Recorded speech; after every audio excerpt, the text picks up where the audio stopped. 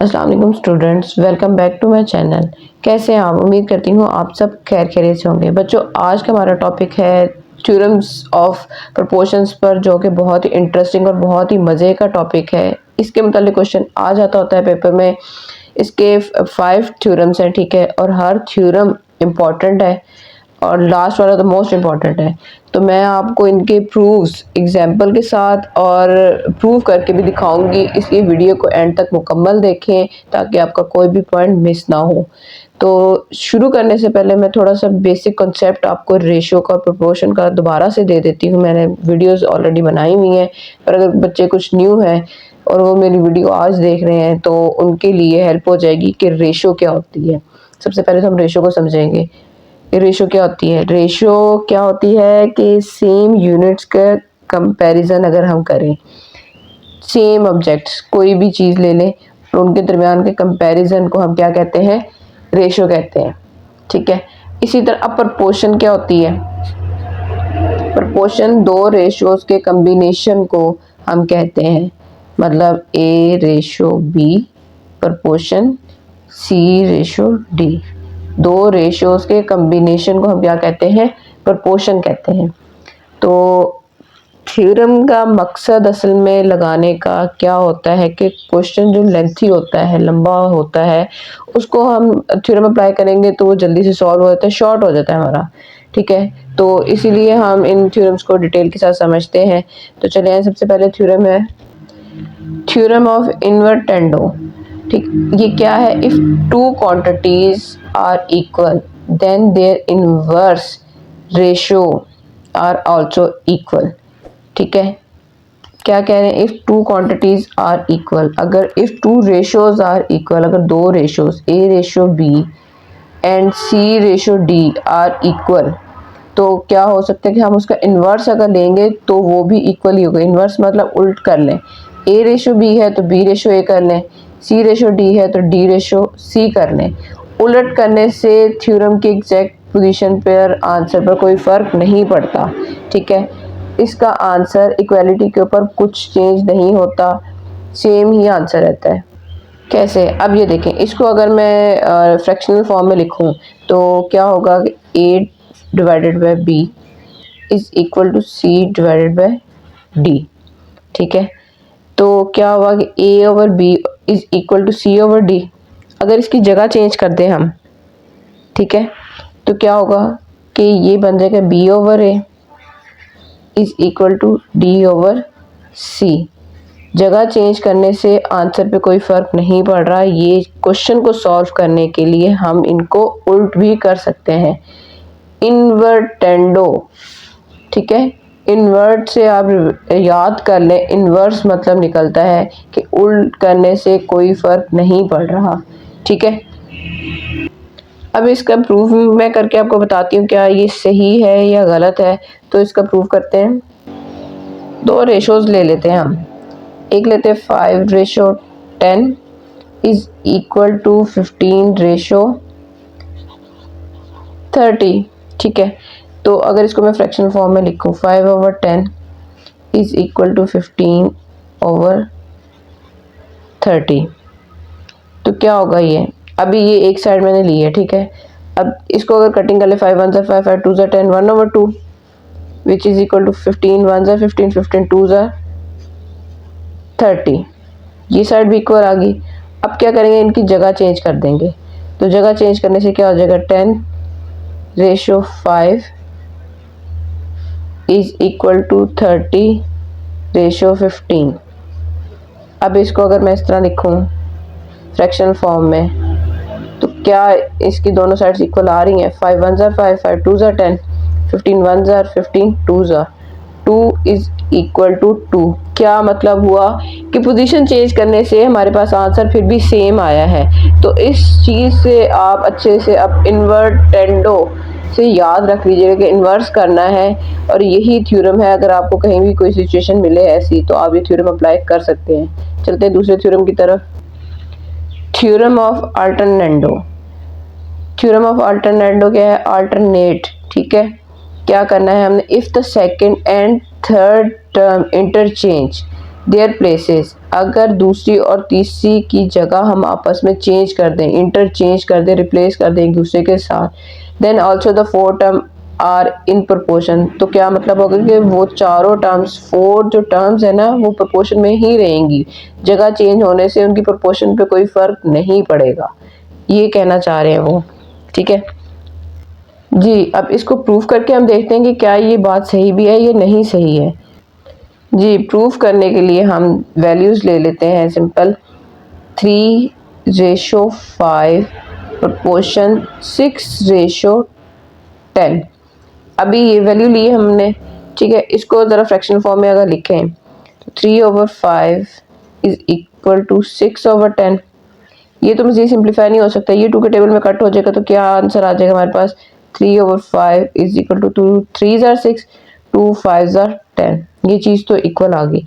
अब सेकंड और third place replace करने से क्या होगा, क्या ये इक्वल आएंगे कि नहीं आएंगे। 3:6, अब 5 की जगह मैं क्या ले आई हूँ, 6 ले आई हूँ, इज इक्वल टू 5 आगे चला जाएगा। अब इसको अगर हम इस तरह लिखूँ, 5/10, इनकी कटिंग हो सकती है, 3 1 ज़ार 3 3 2 ज़ार 6, 5 1 ज़ार 5 5 2 ज़ार 10। दोनों वैल्यूज क्या हो गई, एक दूसरे के इक्वल आ गई हैं। तो क्या हुआ, जगह के चेंज होने से क्वेश्चन में कोई फर्क नहीं पड़ा।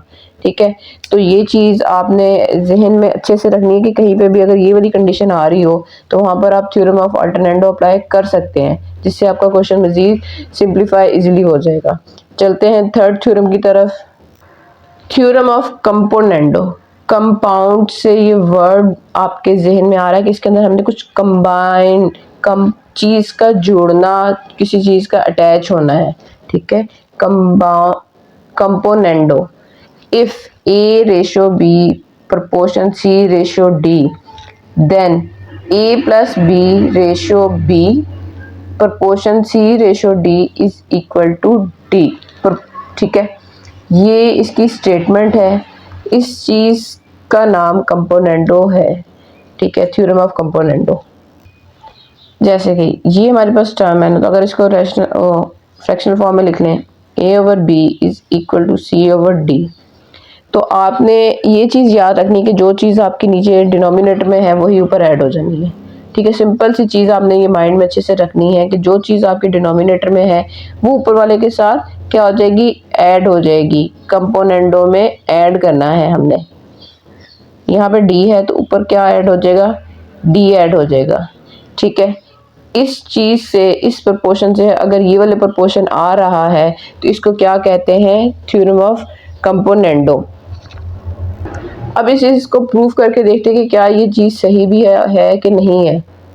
जी, प्रूफ के लिए ये वैल्यू ले लेते हैं, A/B is equal to C/D। Direct मैंने वैल्यू ले ली है। ठीक है, अब क्या करेंगे बच्चों, इक्वालिटी के अकॉर्डिंग हम कोई भी चीज़, जो चीज़ इक्वल है एक दूसरे के, उसमें क्या हो सकता है कि जो चीज़ इस तरफ ऐड करें वो दूसरी तरफ भी ऐड कर सकते हैं।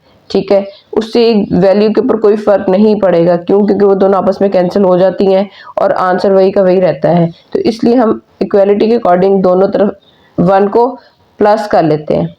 अब प्लस क्यों करते हैं ये मैं बताती हूँ, C/D +1। अब इस 1 की जगह क्या बच्चों मैं ये चीज़ लिख सकती हूँ, B/B। क्यों, क्योंकि B ऊपर नीचे कैंसिल हो जाएगा तो हमारे पास आंसर क्या रह जाएगा, 1 रह जाएगा। ये चीज़ आपको थोड़ी सी अब कंफ्यूजिंग कर रही होगी, पर ये अभी आपको समझ आ जाएगी कि ये देखें एलसीएम सेम हो गया तो हमने क्या किया, ऊपर वाली टर्म्स को ऐड कर दिया है। सिर्फ एलसीएम सेम करने के लिए मैंने यहाँ पे B/B लिया है।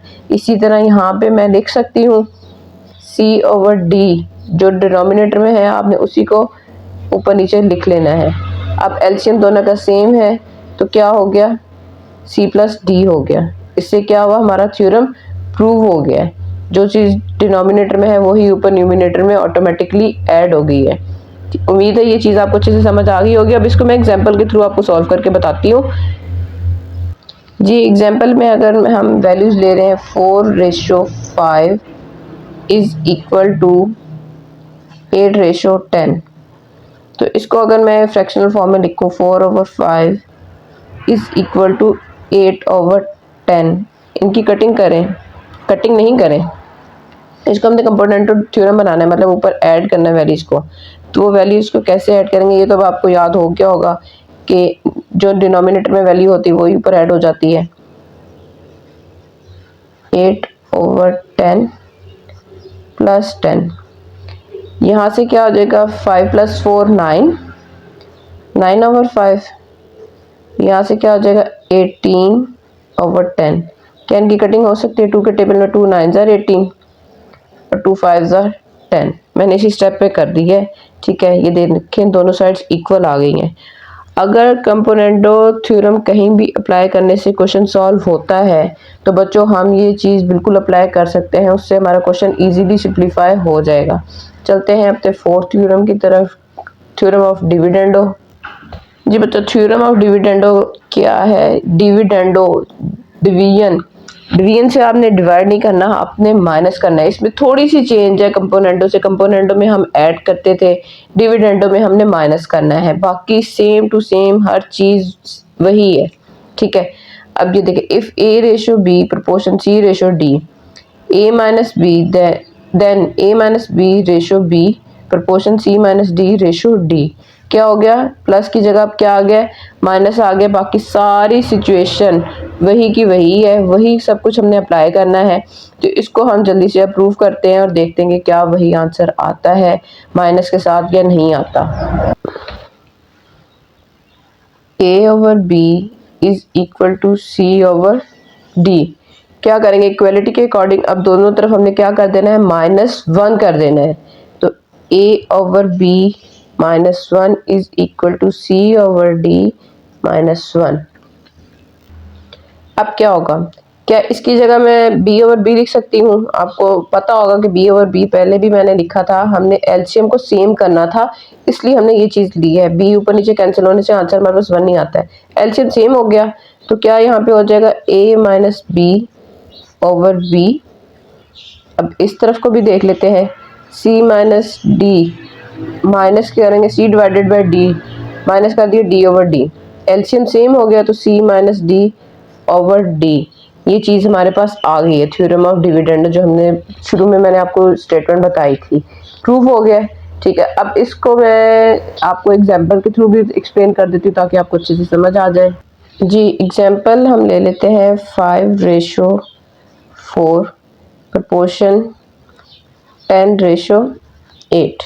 अब इसको लिख लेते हैं हम फ्रैक्शनल फॉर्म में, 5/4 इज इक्वल टू 10/8।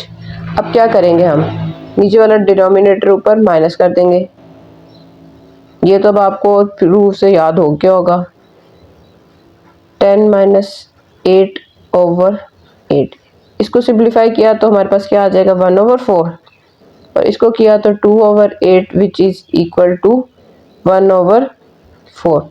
क्या मतलब हुआ? दोनों साइड्स इक्वल हो गई हैं, सिर्फ साइन चेंज है बच्चों डिविडेंडो और कंपोनेंडो का, बाकी फॉर्मूला सब कुछ अंदर जो मेथड है वो सेम है। तो अगर आपको साइन का प्रॉब्लम समझ आ रही है तो डी फॉर डिवीजन है, डिवीजन नहीं डिवाइड, मतलब सब्ट्रैक्ट करना है आपने, माइनस करना है। डिविडेंडो में ये है, कंपोनेंडो में कंपाउंड ऐड करना है।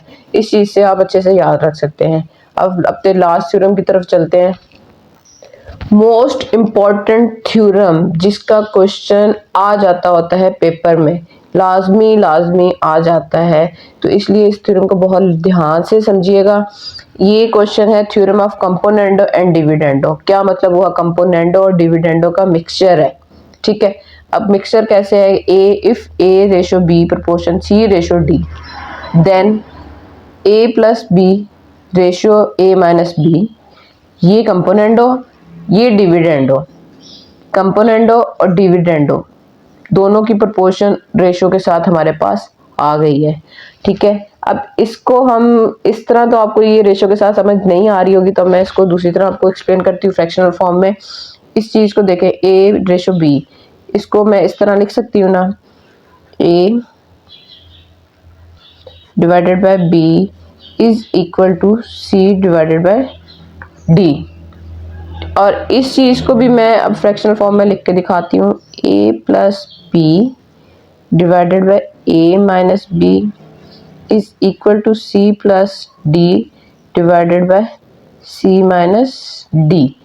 ठीक है, ऊपर प्लस वाली टर्म्स हैं कंपोनेंटों की, नीचे डिविडेंडों की माइनस वाली टर्म्स हैं।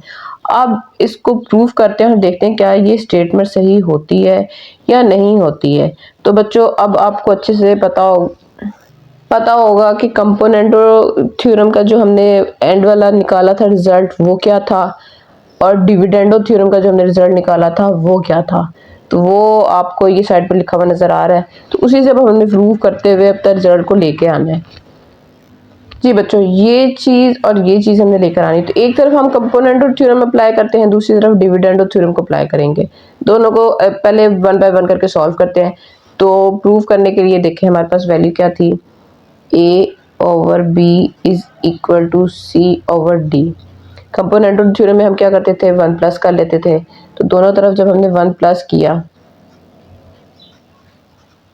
इक्वालिटी के अकॉर्डिंग हम दोनों तरफ वन प्लस कर सकते हैं, उससे हमारी इक्वालिटी के ऊपर कोई फर्क नहीं पड़ेगा। एलसीएम को सेम करने के लिए अब हमें क्या करना पड़ेगा, ये जिन बच्चों ने मेरे पिछले थ्योरम्स को समझ लिया है तो उनके लिए ये स्टेप अब समझ आ रही होगी कि ये कैसे हो गया। ये देखें, एलसीएम को सेम करने के लिए हमने बी ओवर बी ले लिया। एलसीएम सेम हो गया तो यहाँ से क्या आ गया, A plus B over B answer आ गया। अब इस चीज़ को करें इसी तरह सी ओवर डी, तो वन की जगह मैं लिख सकती हूँ ना D over D. LCM same, C plus D divided by D. ये तो हमारे पास था कंपोनेंटो। अब इधर डिविडेंडो करती हूँ। जी, डिविडेंडो में क्या था, A over B is equal to C over D. अब डिविडेंडो में हम करते थे minus, A over B minus one is equal to C over D minus one. A over B minus B over B, C over D minus D over D. LCM same हो गया तो क्या हो जाएगा, a minus B over B is equal to C minus D over D. ये हमारे पास कंपोनेंटो, ये आ गया डिविडेंडो। अब हम क्या करेंगे कि अब हम कॉरस्पॉन्डिंग एंट्रीज को आपस में डिवाइड करवा देंगे। ठीक है, क्या मतलब होगा, इस वाले एलिमेंट को, ये जो हमारे पास टर्म है, इसको कॉरस्पॉन्डिंग जो उसी दूसरी साइड पर उसी जगह पे नंबर है, टर्म है, उसके साथ क्या करना है, डिवाइड करना है।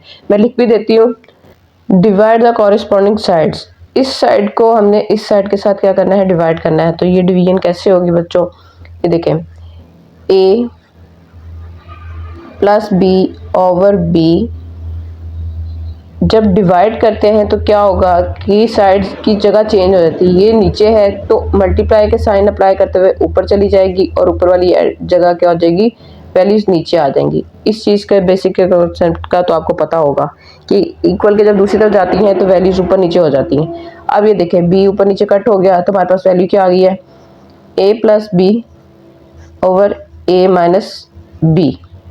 इसी तरह अब हम दूसरी अगर वैल्यू को लें, C plus D divided by D, equal के दूसरी तरफ गई तो मल्टीप्लाई साइन के साथ डी ऊपर चला गया और c माइनस डी नीचे आ गए। ये वैल्यूज ऊपर नीचे कट हो गई तो c plus D divided by c minus D, दोनों चीज़ें आ गई हमारे पास जो कि एक दूसरे के इक्वल है।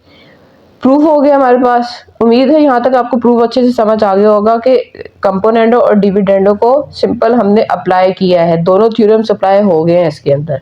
ठीक है, अब एक एग्जांपल के थ्रू आपको एक्सप्लेन करती हूँ ताकि आपका कंसेप्ट और अच्छे से क्लियर हो जाए। जी, एग्जांपल में हम वैल्यूज लेते हैं 7:3 इक्वल्स 14:6। क्या करेंगे हम, इसको फ्रैक्शन फॉर्म में लिखते हैं, 7/3 इज इक्वल टू 14/6। अब थ्योरम के अकॉर्डिंग 7 प्लस 3 ओवर 7 माइनस 3, यही था ना जो कंपोनेंट और डिविडेंड और थ्योरम बना है। इसी तरह दूसरी तरफ करें अगर हम, 14 प्लस 6 ओवर 14 माइनस 6, इन दोनों को सॉल्व करेंगे अब हम, तो क्या वैल्यू आ रही है, 10/4 विच इज़ इक्वल टू, इन दोनों को ऐड किया तो 20 ओवर 14 में से 6 के तो 8। सिंप्लीफाई करें 2 5s are 10, 2 2s are 4, 5/2, 2 4s are 8, नहीं 4 2s are 8, 4 के टेबल पे कटिंग कर लेते हैं, जल्दी हो जाएगा। तो 5/2 दोनों साइड्स हमारे पास इक्वल आ गई हैं। तो बच्चों कहीं भी क्वेश्चन में किसी भी जगह पर अगर आपके पास ऐसी सिचुएशन आ जाती है तो आप थ्योरम ऑफ कंपोनेंडो या डिविडेंडो ज़रूर अप्लाई कर सकते हैं ताकि आपका क्वेश्चन जल्द से जल्द इजीली सिंप्लीफाई हो सके। उम्मीद है आपको मेरे तमाम थ्योरम्स तमाम कॉन्सेप्ट बहुत अच्छे से समझ आ गई होगी। अगर मेरी वीडियो पसंद आ रही हैं, मेरे चैनल पर न्यू हैं तो मेरे चैनल को सब्सक्राइब कर लें, बेल आइकन के बटन को प्रेस कर लें ताकि हर नई आने वाली वीडियो मिलती रहे। वीडियोस को लाइक किया करें आप लोग बच्चों, हम लोग आपके लिए बहुत मेहनत से ये वीडियोस बनाते हैं। अपना बहुत ख्याल रखें, खूब मेहनत करें, पेपर्स बहुत जल्द होने वाले हैं, खूब तैयारी करें। अल्लाह आपको कामयाब करे। मिलते हैं अगली वीडियो में, तब तक के लिए अल्लाह हाफिज़।